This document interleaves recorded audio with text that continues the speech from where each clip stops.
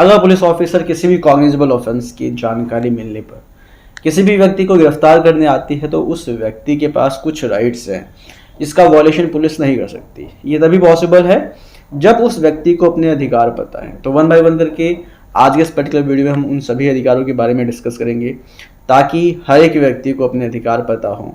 गिरफ्तारी के समय उसको किन किन बातों का ध्यान रखना है कि पुलिस उसके अधिकारों का हनन न करे और अपने पावर का मिसयूज न करे। सबसे पहले, अगर पुलिस ऑफिसर किसी भी व्यक्ति को गिरफ्तार करने आ रहा है तो उस व्यक्ति के पास सबसे पहला अधिकार है कि उसको पता होना चाहिए कि किस ऑफेंस में उसको गिरफ्तार किया जा रहा है। पुलिस ऑफिसर से वो पूछ सकता है कि आखिर किस ऑफेंस में उसको गिरफ्तार किया जा रहा है। हालांकि ये बहुत ही क्लियर चीज़ है कि किसी भी व्यक्ति को पता होता है कि उसने क्या अपराध किया है, क्या नहीं किया है, पुलिस क्यों आई है उसके पास उसको गिरफ्तार करने के लिए। बट फिर भी वो जो है पुलिस ऑफिसर से पूछ सकता है कि आखिर उसको किस अपराध में गिरफ्तार किया जा रहा है। दूसरी चीज़, पुलिस ऑफिसर्स को सुप्रीम कोर्ट की प्रॉपर गाइडलाइंस हैं कि 7 साल से ज़्यादा के जो पनिशमेंट के ऑफेंसेस हैं उसमें किसी भी व्यक्ति को गिरफ्तार ना किया जाए, उसको सिर्फ 41A का नोटिस इशू करके और बेल बॉन्ड भरवा कर छोड़ दिया जाए। हाँ, 7 साल से जो ज़्यादा पनिशमेंट की जो ऑफेंसेस है उसमें ही सिर्फ गिरफ्तारी बनती है, और उसमें भी गिरफ्तारी तब बनती है जब प्रॉपर ग्राउंड है गिरफ्तारी का, प्रॉपर रीज़न है गिरफ्तारी का, तो ही पुलिस गिरफ्तार करेगी। अदरवाइज गिरफ्तारी करना मैंडेटरी नहीं होता है। तो आप पुलिस ऑफिसर से पूछ सकते हैं कि जिस ऑफेंस में गिरफ्तार किया जा रहा है क्या उसमें 7 साल से ज़्यादा की सज़ा है या कम की सज़ा है। अगर कम की सज़ा है तो सिर्फ आप पुलिस स्टेशन में ही जाकर बेल लेकर अपने आप को छुड़वा सकते हैं। ये बहुत ही इंपॉर्टेंट अधिकार है आपका। इसके बाद अगर सपोज करो कि पुलिस ऑफिसर आपको गिरफ्तार करने आ रहा है तो आपको जो सबसे इंपॉर्टेंट काम करना है वो है अरेस्ट मेमो प्रिपेयर करवाना। पुलिस ऑफिसर जब भी किसी भी व्यक्ति को गिरफ्तार करती है तो ये प्रोविज़न है कि अरेस्ट मेमो बनाया जाता है। अरेस्ट मेमो एक तरीके का लीगल डॉक्यूमेंट होता है जिसमें हर एक चीज़ फिल करना पड़ता है, जैसे कि कौन गिरफ्तार कर रहा है, उस ऑफिसर का नाम, उसका डेजिग्नेशन, प्लस कहाँ पर गिरफ्तार कर रहा है, किस ऑफेंस में गिरफ्तार कर रहा है, किसके सामने गिरफ्तारी हो रही है, ये सारी चीज़ें उसमें भरी जाती हैं। जिसके सामने गिरफ्तारी हो रही है उससे अरेस्ट मेमो को अटेस्ट करवाया जाता है। साथ ही साथ उस व्यक्ति को जिसको गिरफ्तार किया जा रहा है उसके भी साइन होते हैं उसमें।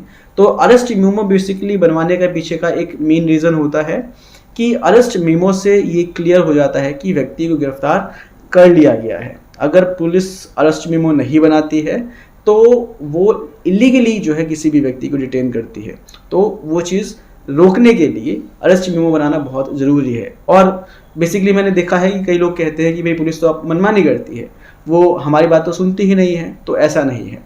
अगर आपको आपके अधिकार पता है तो पुलिस आपकी बात सुनती है। हाँ, आपको पोलाइट तरीके से पुलिस के साथ कोऑपरेट करना है और उसको बोलना है कि जब भी गिरफ्तारी हो रही है आपकी तो अरेस्ट मेमो ज़रूर प्रिपेयर हो, क्योंकि वो ज़रूरी है इलीगल डिटेंशन से बचने के लिए।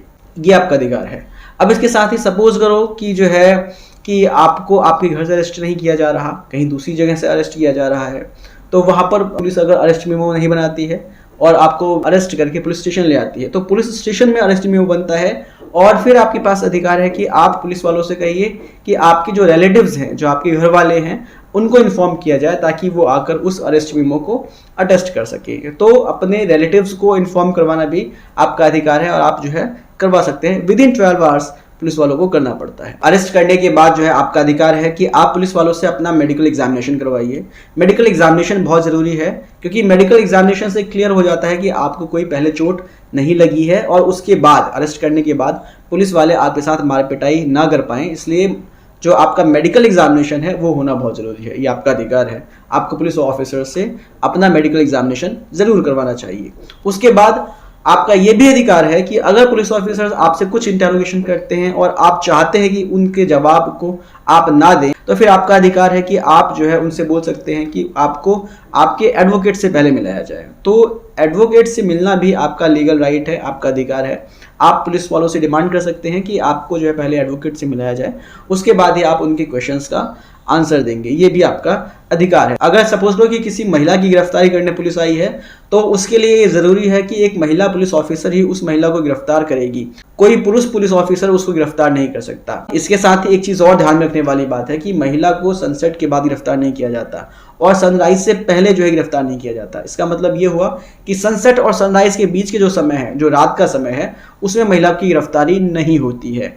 अगर सपोज करो कि कोई एक्सेप्शनल केस है तो उसमें जो है उस महिला की गिरफ्तारी हो सकती है, लेकिन उसके लिए भी मजिस्ट्रेट के परमिशन की जरूरत होती है। पुलिस ऑफिसर को पहले मजिस्ट्रेट से परमिशन लेना होता है, उसके बाद ही किसी महिला को गिरफ्तार किया जाएगा। और इन सब के बाद जो सबसे इंपॉर्टेंट अधिकार होता है वो होता है कि गिरफ्तारी के 24 घंटे के अंदर ही अंदर पुलिस ऑफिसर को जिस व्यक्ति को उसने गिरफ्तार किया है उसको मजिस्ट्रेट के सामने प्रोड्यूस करना पड़ता है।